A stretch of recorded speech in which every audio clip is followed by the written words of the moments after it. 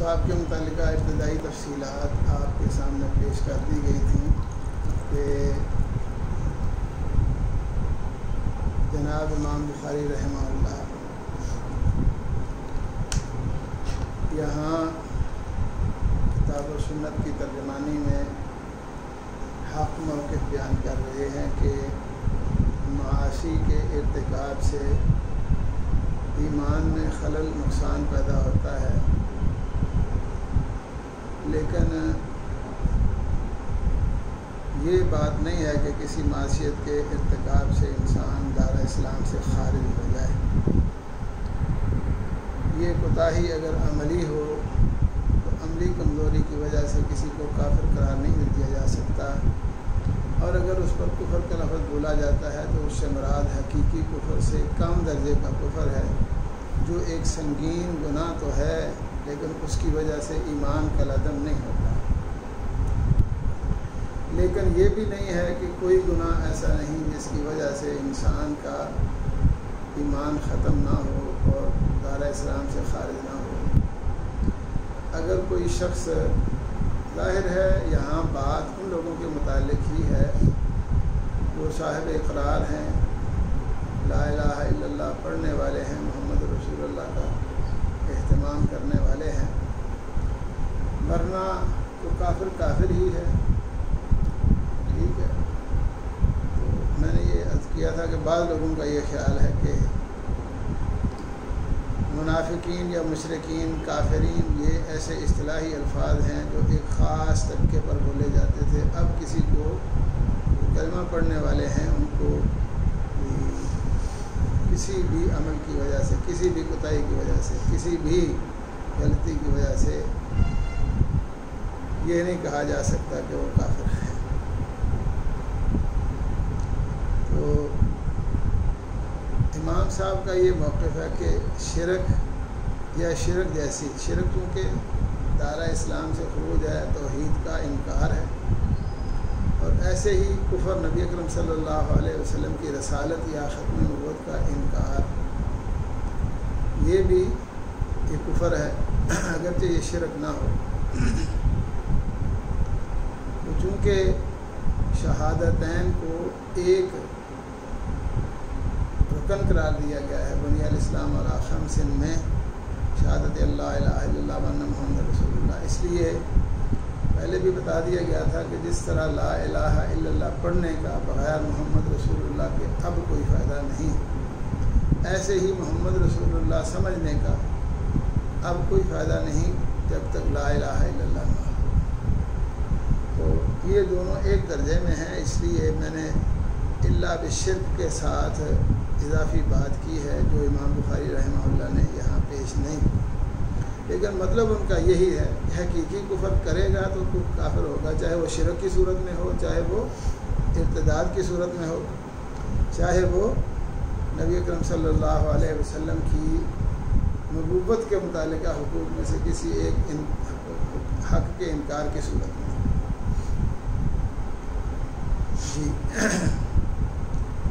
تو امام بخاری رحمہ اللہ کا یہی موقف ہے، اور صحیح بخاری میں جنہیں جہنم سے نکالا جائے گا ان کے متعلق یہ بات تفصیلاً صحیح بخاری میں ہی ملتی ہے۔ یہ لا الہ الا اللہ پڑھنے والے، محمد رسول اللہ کہنے والے لوگوں میں سے وہی لوگ ہوں گے جو شرک سے پاک ہوں گے۔ شرک والے لوگ جو ہے نا وہ کوئی بھی ہوں، جیسے میں نے عرض کیا تھا نا کہ بعض لوگ کہتے ہیں کہ وہ لوگ شرک کرتے تھے تو کافر ہوتے تھے، ہمیں جو ہے نا اجازت ہے سب کچھ کرنے، ہمارا شرک بھی ٹھیک ہے کیونکہ ہم نے لا الہ الا اللہ محمد رسول اللہ پڑھ لیا، ہمارا شرک کلمہ گو ہے۔ اور بعض لوگ جو ہے نا جی انہوں نے کلمہ گو مشرک بنائے ہیں اور قرآن جیت کی آیت بھی پیش کرتے ہیں۔ اللہ نے فرمایا وما یؤمن اکثرهم باللہ الا وهم مشرکون، حالانکہ وما یؤمن اکثرهم باللہ الا وهم مشرکون کا وہ معنی نہیں ہے جو معنی لوگ سمجھتے ہیں۔ اب کئی لوگ تو ایسے ہیں نا جن کے متعلق اللہ پاک نے فرمایا اما الذین فی قلوبہم زیغ فیتبعون ما تشابہ، جن لوگوں کے دل ٹیڑھے ہیں وہ متشابہات کے پیچھے چلتے ہیں، لیکن کئی لوگ سادہ لوگ ایسے ہوتے ہیں کہ جن کو قرآن مجید کی آیات کا مطلب ہی معلوم نہیں، تو اس بنیاد پر وہ ادھر ادھر کی باتیں کر دیتے ہیں اور بعض ایسی باتیں بھی کہہ دیتے ہیں جو کہ قرآن اور حدیث کے بالکل خلاف ہیں، جیسا کہ یہ کلمہ گو مشرک لوگوں نے بنایا۔ کلمہ گو مشرک ہو یا کلمہ کا انکار کرنے والا مشرک ہو، مشرک ہی کیا خیال ہے؟ وَمَا يُؤْمِنُ أَكْثَرُهُم بِاللَّهِ إِلَّا وَهُم مُشْرِكُونَ، اس کا یہ معنی ہے ہی نہیں کہ ایمان لانے والے مشرک ہوتے ہیں۔ ایمان کے ساتھ تو نبی پاک صلی اللہ علیہ وسلم نے کئی اور چیزیں ایسی ہیں کہ جن کے ساتھ ایمان کے ساتھ یہ چیزیں جمع نہیں ہو سکتی۔ یہ چیز اگر ہے تو ایمان نہیں ہے، تو شرک اور ایمان کیسے اکٹھے ہو سکتے ہیں؟ اس لیے یہ جو ہمارے یہاں اب طلاق کے متعلقہ بات عام ہے، بہت سے لوگ جو ہے نا وہ یہ بھی کہتے ہیں کہ وقفے سے دی گئی طلاق ہو جاتی ہے، چاہے درمیان میں رجوع نہ بھی ہو۔ وہ الطلاق مرتان کا مطلب یہ کہتے ہیں کہ اب ایک آدمی نے اب طلاق دی ہے، پھر تھوڑی دیر کے بعد اور طلاق دے گا تو وہ مرتان تو ہو گیا، اس لیے طلاق مرتان ہے۔ اور اکثر بہت سے ہمارے اہل حدیث کہلانے والے بھی یہی بات کرتے ہیں اور یہ فتویٰ دیتے ہیں مہینے بعد طلاق دو یا وقفے سے طلاق دو ہو جاتی ہے۔ ایک مجلس میں 3 طلاقیں دے دو ایک ہوگی، مجلس بدل کر دو ہو جائیں گی سارے۔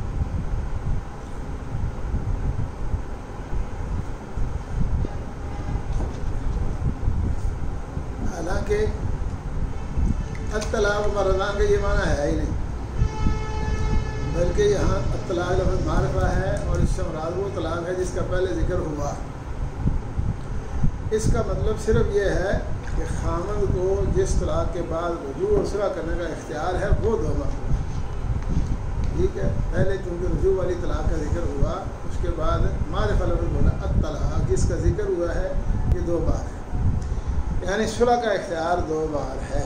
تیسری بار 2 مرتبہ صلح کرنے کے بعد اگر تیسری بار کوئی شخص طلاق دیتا ہے تو پھر صلح کی اجازت نہیں۔ اب اس سے ہمارے لوگوں کے ذہن میں یہ بات آ گئی ہے، بیٹھ گئی ہے کہ طلاقیں 3 ہیں، اس لیے کہ بندہ 3 دے دے اکٹھی، طلاق کہہ دے یا مجلس بدل کے دے دے طلاق وہ بھی ہو جاتی ہے دن میں۔ حالانکہ اس کا یہ معنی ہے ہی نہیں۔ الطلاق کا معنی ہے صلح والی طلاق، جس طلاق کے بعد خامند کو صلح کا اختیار ہے وہ 2 بار ہے۔ اور یہ اصل میں زمانہ جاہلیت میں ہر طلاق کے بعد اختیار ہونے کی وجہ سے مردوں کی طرف سے جو عورت پر ظلم کیے جاتے تھے ان کا ازالہ کرنے کے لیے، اس کو روکنے کے لیے، سد باب کے لیے اللہ تعالیٰ نے قانون بنایا کہ صلح کا اختیار اب 2 بار ہے۔ اس وقت لوگ کٹھی 3 طلاقیں نہیں دیتے تھے، نہ 3 طلاقیں کو سمجھتا تھا۔ نکاح جس طرح ایک وقت میں ایک ہوتا ہے، چاہے 4 کاغذ پر کیے جائیں، ایسے ہی طلاق بھی ایک ہی ہوتی ہے، چاہے 3 کاغذ ہوں یا 3 مرتبہ لکھا جائے۔ تو صلح کر کے اگر کوئی آدمی طلاق دیتا ہے، طلاق تو ہوتی ہے منقوحہ کو، جس کو طلاق دے دی نکاح ختم ہو گیا، وہ متعلقہ ہے، متعلقہ کو طلاق کہہ دی ہو۔ چلو اس موضوع پر تفصیلاً بات کریں گے، ایک مناظرہ بھی سنائیں گے آپ کو، لیکن مطلب میرا یہ ہے کہ قرآن مجید کا مطلب نہ سمجھنے کی وجہ سے سادہ لوگ جو ہے نا وہ بھی ایسی باتیں کرتے ہیں جو کہ قرآن سنت کے یا قرآن کے اصل مزاج کے، اسلام کے مزاج کے خلاف۔ تو یہاں بھی یہ یؤمن اکثرهم باللہ الا وهم مشرکون، یہ اصل بات یہاں یہ ہے کہ نبی اکرم صلی اللہ علیہ وسلم لوگوں کے اسلام قبول نہ کرنے کی وجہ سے اور مسلمان ہونے والے لوگوں کی تعداد کی وجہ سے کچھ پریشان و قبیدہ خادہ رہتے تھے۔ تو اللہ تعالیٰ نے نبی اکرم صلی اللہ علیہ وسلم کو یہاں یہ بتایا کہ اللہ اکبر کہ یہ جو لوگ ایمان لائے ہیں آپ پر یا لائیں گے آئندہ، یہ پہلے مشرک ہی تھے، آپ کیوں پریشان ہوتے ہیں؟ تو یہ بات ہے کہ کب کوئی مسلمان ہوتا ہے، تعداد ان کی کتنی ہے، اذا جاء نصر اللہ والفتح ورأیت الناس یدخلون فی دین اللہ افواجا، جب اللہ کی مدد آئے گی، وقت فتح ہوگا، لوگ جوک در جوک، فوج در فوج مسلمان ہوں گے۔ تو یہ مشرک ہی ہیں، جو پہلے مشرک تھے وہی مسلمان ہو رہے ہیں، آپ کیوں پریشان ہوتے ہیں؟ کنے کو بندے ہیں پہلے تھوڑے نال جو مشرک نہیں تھے، سوائے چند کے افراد کے، باقی سارے ایسے ہی تھے۔ اس لیے اللہ پاک نے بات یہاں یہ کی ہے کہ وما اکثر الناس ولو حرصت بمؤمنین، اکثر لوگ چاہے آپ کی حرص اور خواہش بھی ہو مومن نہیں ہوں گے، لیکن فرمایا یہ جو مومن ہیں ہوئے ہیں یا آئندہ ہوں گے وہ مشرک ہی تھے پہلے۔ بات یہ ہو رہی ہے کہ پہلے مشرک تھے، آپ ایمان لے آئے ہیں تو یہ ایک مثبت پہلو ہے، آپ پریشان نہ ہوں، آپ کی دعوت کو قبول کیا جائے۔ لیکن ایسے لوگ اپنا کلمہ وہ مشرک تو پھر ان کا حکم مشرک بیان کرتے ہیں۔ اللہ اکبر۔ اب ہمارے بعض ساتھیوں کو بھی اس معاملہ میں بہت پریشانی ہے اور وہ اپنا موقف ہی بدل چکے ہیں۔ ابتدائی طور پر یہ کہا جاتا تھا کہ جمہوریت کفر ہے، جمہوریت کفر ہے، جمہوریت کو جتنا مرضی اسلامی بنا لیا جائے وہ کفر ہی رہتی ہے۔ لیکن اب سب کچھ مسلمان ہو گئے تو مسلمان لا الہ الا اللہ پڑھنے والے، محمد رسول اللہ پڑھنے والے جو مرضی کریں وہ کافر نہیں ہے۔ اللہ اکبر۔ امام بخاری رحمہ اللہ نے یہ کیا فرمایا ہے، ہم یہ کہتے ہیں کہ معاشی امور جاریت میں سے ہیں، لیکن کسی معصیت اور نافرمانی کی وجہ سے کوئی شخص دار اسلام سے خارج نہیں ہوگا، لیکن اگر کوئی شرک کرتا ہے تو پھر اب کلمہ وہ مشرک نہیں ہوگا۔ اللہ تعالیٰ نے قرآن مجید میں یہ کہہ دیا، جہاں انبیاء کی فہرست اور سب سے زیادہ تعداد میں انبیاء کا ذکر کیا ہے 7ویں پارے میں سورۃ انعام کے اندر، آخر میں کہا ذالک ھدی اللہ یہدی بہ من یشاء من عبادہ ولو اشرکوا لحبط عنہم ما کانوا یعملون۔ اور نبی اکرم صلی اللہ علیہ وسلم کو بھی اللہ نے کہا وَلَقَدْ أُوحِیَ إِلَیْکَ وَإِلَى الَّذِینَ مِن قَبْلِکَ لَئِنْ أَشْرَکْتَ لَیَحْبَطَنَّ عَمَلُکَ۔ سیدھی بات اللہ نے کہا ان اللہ لا یغفر ان یشرک بہ ویغفر ما دون ذلک لمن یشاء۔ تو بہرحال میں نے یہ آپ کے سامنے جرأت کی ہے یا دلیری کی ہے کہ ساتھ کفر کے ساتھ شرک ملا لیا، کیونکہ شرک کے ساتھ کفر ملا لیا۔ حقیقی معنی میں جو کفر ہے وہ شرک اور کفر ایک جیسے ہیں۔ اسی طرح نفاق بھی حقیقی، وہ نفاق ہو، کفر ہو، شرک ہو، اس کی کوئی معافی نہیں۔ ایک شخص دل سے اسلام قبول کرتا ہی نہیں، ہمیں نہیں پتا تو اللہ کو تو پتہ ہے نا، تو اگر کچھ اشارات ایسے ملیں اس کے متعلق پتہ چلے کہ دل سے وہ نہیں مانتا تو پھر بات دنیا میں بھی واضح ہو سکتی ہے۔ بہرحال یہ مطلب نبی اکرم صلی اللہ علیہ وسلم نے فرمایا تھا حضرت ابو ذر غفاری کو انک امرؤ فیک جاہلیہ، بے شک تو ایسا شخص ہے کہ تیرے اندر جاہلیت موجود ہے۔ اب یہ کس شخص کے متعلق کہا؟ جو بہت ہی متقی، پرہیزگار، زاہد، انتہائی نیک، صالح صحابی تھے، حضرت ابو ذر غفاری رضی اللہ۔ آگے تفصیل آ رہی ہے۔ حضرت ابو ذر غفاری کو انک امرؤ فیک جاہلیہ کہا ہے، نہ حضرت ابو ذر غفاری نے اس کا انکار کیا ہے اور نہ ہی نبی اکرم صلی اللہ علیہ وسلم نے یہ کہا کہ دار اسلام سے خارج ہو گیا، کافر ہو گیا۔ وقول اللہ تعالیٰ، اللہ پاک نے فرمایا ان اللہ لا یغفر ان یشرک بہ ویغفر ما دون ذلک لمن یشاء۔ ٹھیک ہے، وَإِن طَائِفَتَانِ مِنَ الْمُؤْمِنِينَ اقْتَتَلُوا فَأَصْلِحُوا بَيْنَهُمَا۔ اگر اہل ایمان میں سے دو گروہ لڑیں تو ان کے درمیان صلح کرواؤ۔ فَسَمَّاهُمُ الْمُؤْمِنِينَ، لڑائی کے باوجود، حالانکہ نبی پاک نے فرمایا ہے سباب المسلم قتالہ کفر، لیکن اس کفر سے مراد حقیقی کفر نہیں ہے۔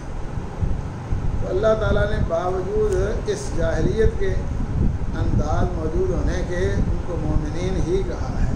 مطلب یہ کہ اصل عقیدہ اور اقرار کے اعتبار سے وہ مومن ہیں، چاہے ان کے اندر کوئی عملی کوتاہی پائی جاتی ہے۔ تو عملی کوتاہی کی وجہ سے کسی شخص کو دار اسلام سے خارج نہیں قرار دیا جائے گا، البتہ کفر و شرک اعتقادی چیزیں ہیں، ان کی وجہ سے کوئی معافی نہیں ہے۔ اس سلسلہ میں حضرت امام بخاری رحمہ اللہ وہ سلسلہ سند پیش کرتے ہیں۔ اللہ حضرت عبد الرحمن بن مبارک بن خلدہ، یہ مبارک بن عبداللہ العیشی، بیان کرتے حضرت حماد بن زید۔ حماد بن زید بہت بڑے محدث تھے، کہا جاتا تھا ایھا الطالب علم اید حماد بن زید فخذ العلم منه بحلم وقیدہ بقید ودع البدعۃ من آثار عمرو بن عبید، اگر علم حاصل کرنا ہے تو ہم معاذ بن زید کے پاس ہیں۔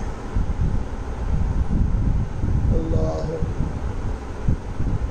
وہ بیان کرتے ہیں حضرت ایوب اور یونس ان سب کا ذکر ہو چکا، حضرت حسن بصری رحمہ اللہ سے جیسا کہ معلوم ہوتا ہے، اس پہلے بھی ذکر ہوا ہے ان کا۔ حضرت احنف بن قیس، احنف بن قیس کے متعلق یہ بیان کیا جاتا ہے کہ یہ مخضرم ہیں، زمانہ تو پایا ہے، البتہ مسلمان بعد میں ہوئے۔ کہتے ہیں حضرت احنف بن قیس سے بیان کرتے ہیں ذهبت لانصر هذا الرجل، میں حضرت علی رضی اللہ عنہ کی حمایت کے لیے نکلا جب خلاف ہوا، لقینی ابو بکرہ، تو مجھے حضرت ابو بکرہ رضی اللہ عنہ ملے۔ حضرت ابو بکرہ معروف صحابی ہیں، ان کا نام نفیع بن الحارث ہے، نفیع بن حارث بن کلدہ، یہ صحابہ کرام میں ماشاءاللہ ایک امتیازی مقام رکھتے ہیں، اور ان کے متعلق مشہور ہے وہ رکوع میں شامل ہو گئے، سب میں شامل ہونے سے پہلے ہی رکوع میں شامل ہو گئے۔ نبی اکرم صلی اللہ علیہ وسلم نے فرمایا آزاد اللہ علیہ، جماعت میں جلدی شامل ہونے کی خاص آپ کی بہت اچھی ہے، اللہ آپ کی خاص اور بڑھائے، لیکن اس طرح کا عمل ٹھیک نہیں جو آپ نے کیا ہے۔ جلدی آئیں تو ٹھیک ہے۔ حضرت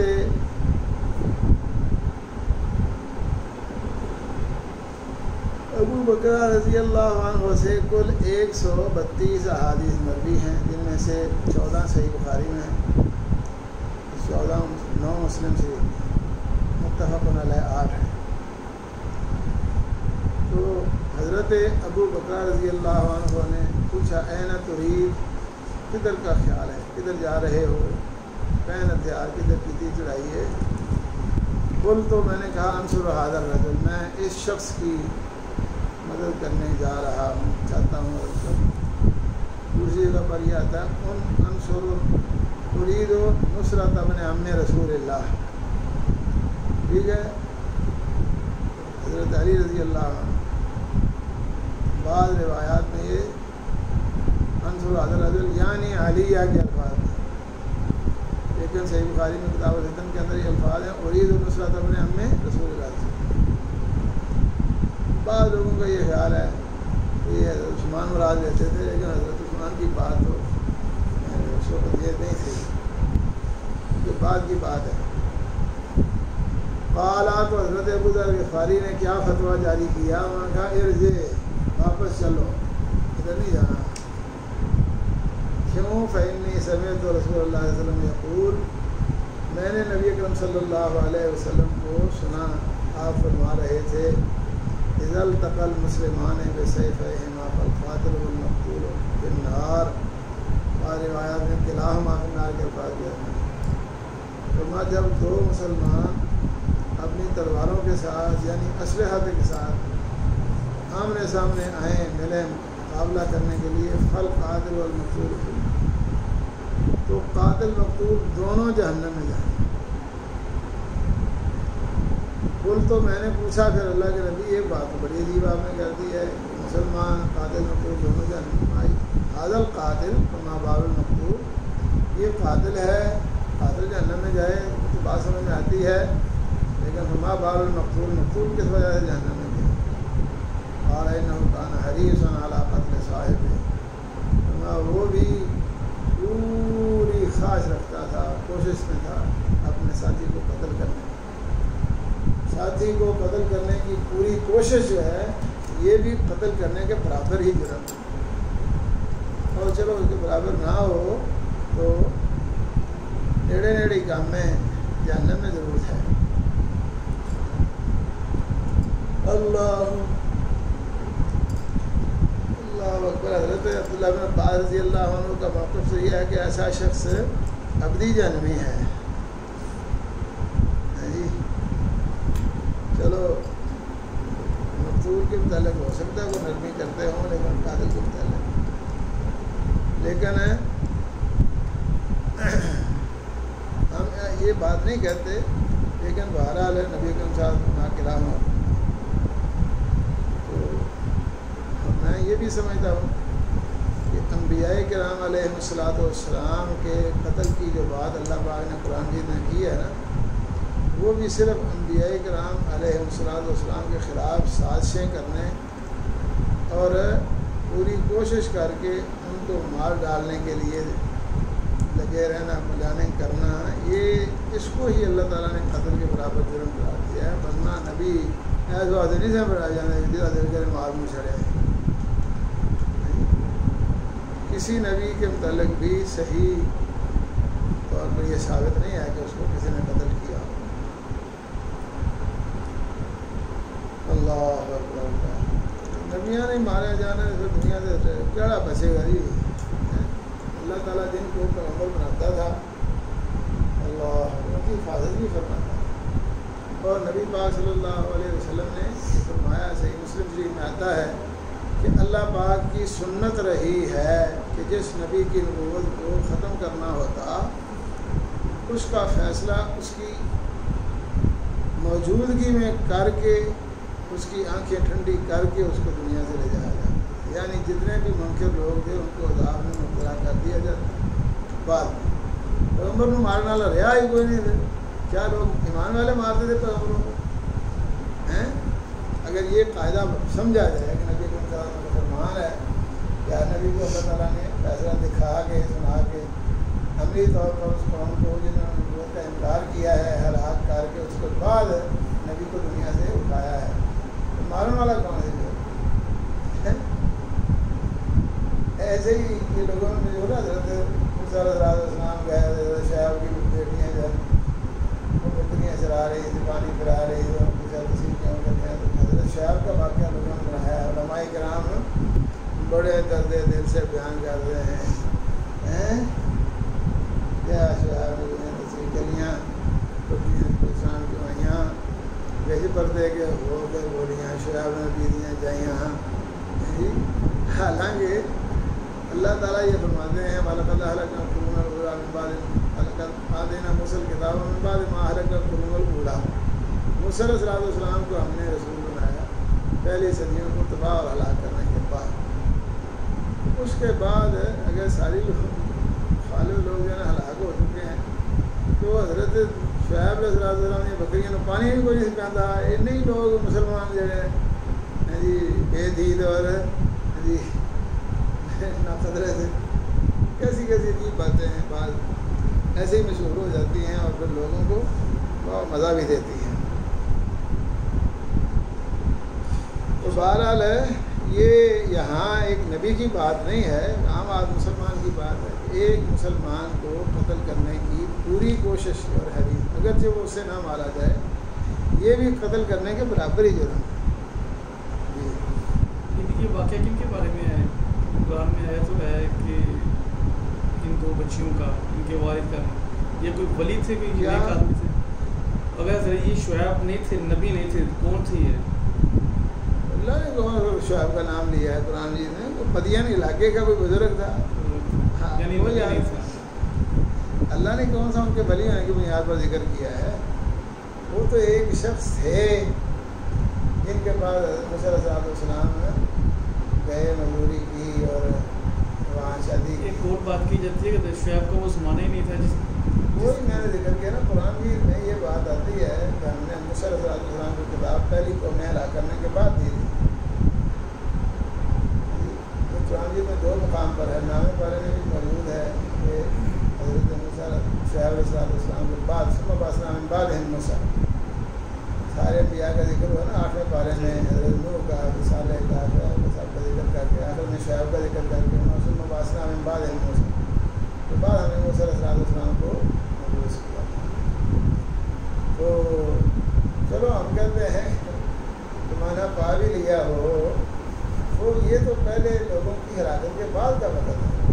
کافر ہلاک ہو گئے اور دوسرے مسلمان تھے، وہ بکریوں میں پانی نہیں پہنتے. پیغمبر کی بیٹیاں ہی بیٹیاں ہیں تو مجبور کر دیں کہ بیٹیاں ہی آگے پانی پہن، ایسے نہیں پہنا. یہ بات بڑی عجیب سی لگی. اللہ کوئی کہانی بناتے وقت بھی انسان کو سوچنا چاہیے گل بنتی کہ نہیں بنتی، لیکن ہمیں کہتے ہیں جی تھی شکر قبرے نویں بنا لیں ہو، اس بات گل اتوں کی چوکے ہوتے ہیں، حالانکہ ایسی بات تو نہیں ہے، باتیں تو ساری قرآن کی ہیں، قرآن حدیث سے آگے کون سی بات ہے؟ یہ دیجیے یہاں پہلی مرتبہ ذکر ہوئی ہے، 3 مرتبہ آتی ہے صحیح بخاری میں۔ اکثر یہ جو آیا ہے کہ قتل کرنے والا ہے جنت میں جائیں گے، قاتل اور مقتول دونوں، تو وہ قرآن کریم کی شاید ایک آیت ہے جس میں اللہ نے شاہ فرمایا کہ جس کے دل میں ذرہ برابر بھی ایمان ہے وہ جنت میں داخل ہوگا، جہنم میں نہیں جائے گا۔ نہیں یہ تو کوئی نہ آیت ہے نہ حدیث ہے،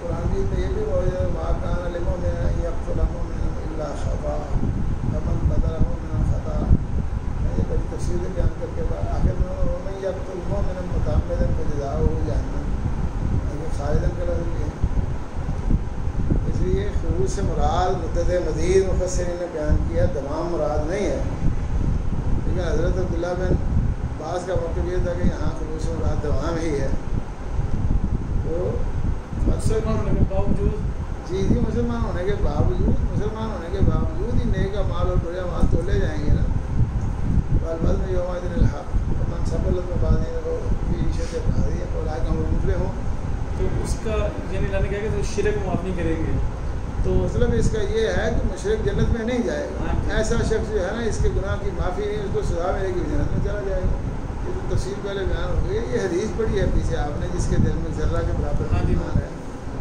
اس کو جہنم سے نکال کر جنت میں پہنچایا جائے، یہ نہیں کہ سیدھا جنت میں جائے گا، یعنی ابدی جنمی نہیں ہوگا، ابدی جنمی نہیں لیکن ابتدائی جنتی بھی نہیں۔ حدثنا سليمان بن حرب قال حدثنا شعبة عن واصل الأحدب عن المعرور قال لقيت أبا ذر بالربذة وعليه حلة وعلى غلامه حلة فسألته عن ذلك فقال إني سابقت رجلا فعيرته بأمه فقال لي النبي صلى الله عليه وسلم يا أبا ذر أعيرته بأمه إنك امرؤ فيك جاهلية إخوانكم خولكم جعلهم الله تحت أيديكم فمن كان أخوه تحت يديه فليطعمه مما يأكل وليلبسه مما يلبس ولا تكلفوهم ما يغلبهم فإن كلفتموهم فأعينوهم۔ جی حضرت سلیمان بن حرب ابو ایوب سلیمان بن حرب بصرہ کے معروف محدث تھے، ان کا ذکر پہلے ہو چکا ہے، حضرت شعبہ کا بھی، حضرت واصل الاحدب عن المعروف، حضرت واصل بعض نسخوں میں واصل کے ساتھ احدب ہے اور بعض میں نہیں، البتہ صحیح بخاری میں کتاب العتق کے اندر عن واصل الاحدب کے الفاظ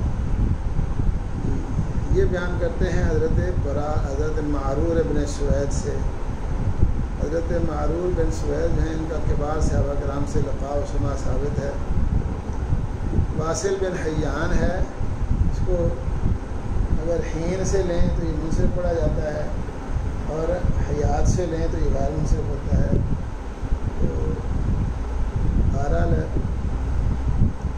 یہاں یہ لفظ موجود نہیں ویسے ذکر کرتے ہیں۔ تو حضرت معرور بن سوید کے متعلق یہ بھی حضرت واصل بتایا کرتے تھے، ہم نے ان کو 120 سال کی عمر میں پایا، اس حال میں کہ بالکل نوجوان تھے، ایک بال بھی سفید نہیں تھا۔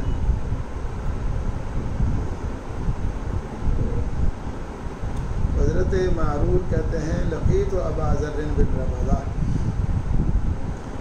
میں حضرت ابو ذر غفاری رضی اللہ عنہ کو ملا ربذہ میں۔ حضرت ابو ذر غفاری رضی اللہ عنہ نبی اکرم صلی اللہ علیہ وسلم کے ابتدائی اسلام لانے والے معروف کبار صحابہ کرام میں سے ایک تھے۔ جب نبی اکرم صلی اللہ علیہ وسلم کے متعلق انہوں نے سنا تو اپنے بھائی کو بھیجا، انیس ان کا نام تھا، تو وہ آ کر نبی اکرم صلی اللہ علیہ وسلم کے متعلقہ کچھ باتیں جان کر سمجھ کر گئے، لیکن حضرت ابو ذر غفاری رضی اللہ عنہ نے اسے نہ کافی سمجھا اور کہا کہ مجھے کچھ بھی نہیں سمجھ گیا، آ گیا تو پھر خود یہ مکہ آئے۔ تو کہتے ہیں کہ صحیح مسلم شریف میں 30 دن کے الفاظ بھی آتے ہیں، اور بعض احادیث میں یہ وضاحت ہے کہ 15 دن اور 15 راتیں یہ 30 دن بنتے ہیں۔ 15 دن اور 15 راتیں حضرت ابو ذر غفاری رضی اللہ عنہ نے مکہ میں صرف آب زمزم پیا اور کوئی چیز نہ کھائی نہ پی۔ آب زمزم اتنا ماشاء اللہ طاقتور خوراک ہے انسان۔ وہ کہتا ہے وہاں حالات کا کچھ نے پتہ ہی تھا، اس لیے کس سے بات کریں کس سے نہ کریں۔ مکہ میں ہونے کے باوجود نبی اکرم صلی اللہ علیہ وسلم کے ساتھ 15 دن تک ملاقات نہیں ہو سکی۔ پھر حضرت علی رضی اللہ عنہ سے اتفاقاً ملاقات ہو گئی، ڈرتے بات کی۔ حضرت علی بڑے خوش ہو گئے، انہوں نے کہا کہ میرے ساتھ چلو، معاملہ خطرہ میں ہے، تو اگر مجھے کہیں خطرہ محسوس ہوا تو میں دیوار کے ساتھ ہو جاؤں گا، جیسا کہ کوئی پیشاب کر رہا ہے، آپ آگے چلے جانا، میرے پاس کھڑے نہیں ہونا، آپ نے میرے پیچھے پیچھے آئیں اور وہ بھی فاصلے پر، لوگوں کو یہ نہ پتہ چلے دونوں اکٹھے جا رہے ہیں۔ تو اگر کوئی خطرہ نہ ہوا تو جس گھر میں میں داخل ہوا، جہاں میں داخل ہوا، وہیں آپ نے آ جانا۔ تو چلتے چلتے نبی اکرم صلی اللہ علیہ وسلم کے پاس پہنچ گئے۔ حضرت نبی اکرم صلی اللہ علیہ وسلم سے بات کی کہ میں نے آپ کے متعلق یہ سنا اور آپ کا اعلان بھی ہمیں پہنچا ہے، ذرا تفصیل سے بات ہوئی، کلمہ پڑھ لیا، مسلمان ہو گئے۔ نبی اکرم صلی اللہ علیہ وسلم ان کے مسلمان ہونے پر بہت خوش ہوئے، کیونکہ یہ بہت بڑے آدمی تھے اپنے علاقے کے۔ تو ایسے لوگ بااثر جو ہوتے ہیں ان کی وجہ سے دوسرے لوگ بھی متاثر ہو جاتے ہیں۔ لیکن نبی اکرم صلی اللہ علیہ وسلم نے فرمایا آپ اپنے علاقے میں جائیں، وہاں کام کریں، ادھر لوگوں سے بات نہ کریں، یہاں کام زیادہ خطرناک ہے۔ انہوں نے اگریا کا مسئلہ ہے، وہ سمجھتے تھے کہ میرے سامنے کتنے بولنا ہے، اللہ باہر نکلے اور اعلان کر دیا۔ لوگوں نے پا کے وہی سلوک کیا جو کرتے تھے دوسروں کے ساتھ۔ حضرت عبدالرحمن بن عوف رضی اللہ عنہ غالباً دیکھا، کسی صحابی نے حضرت عباس کا بھی ذکر آتا ہے، انہوں نے پھر بچایا تو اگلے دن پھر یہی معاملہ، بہرحال نبی اکرم صلی اللہ علیہ وسلم کو واپس بھیج دیا۔ اللہ اکبر۔ حضرت ابو ذر غفاری رضی اللہ عنہ زہد، تقویٰ اور پرہیزگاری میں ایسے شخص تھے کہ انہیں مخاطب کر کے نبی پاک نے فرمایا تھا کہ اے ابو ذر، آپ کسی دوسرے شخص سے رانیہ علاقے کی وجہ سے افضلیت نہیں پا سکتے الا ان تغفرہ بتقوی اللہ۔ اور تقویٰ کی حیثیت ان کے متعلق آپ نے بتائی تھی کہ ما قلت الغبراء ولا ازلت الخضراء اصدق لہجۃ من ابی ذر، نہیں اٹھایا زمین نے اور نہیں سایہ کیا دیا آسمان نے کسی ایسے شخص کو جو ابو ذر سے زیادہ سچا ہو۔ یعنی ابو ذر سچائی کے اعتبار سے سب سے اعلیٰ افراد میں سے تھے، انبیاء کرام علیہ السلام۔ نبی تو اللہ تعالیٰ نے بنانا ہے، لیکن سچائی میں معیاری طور پر اور بھی ہیں جو سچے ہوتے ہیں، اچھے ہوتے ہیں۔